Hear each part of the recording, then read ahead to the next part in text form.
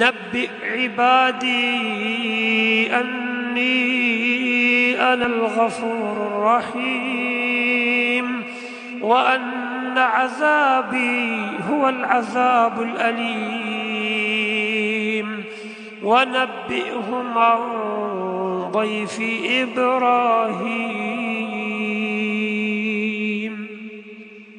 إذ دخلوا عليه فقالوا سلاما قال إنا منكم وجلون. قالوا لا توجل إنا نبشرك بغلام عليم. قال أبشرتموني على أن مسني الكبر فبم تبشرون. قالوا بشرناك بالحق فلا تكن من القانتين.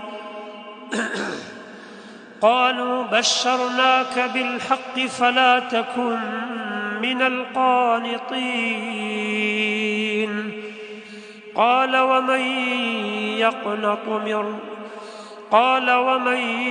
يقنط من رحمة ربه إلا الضالون.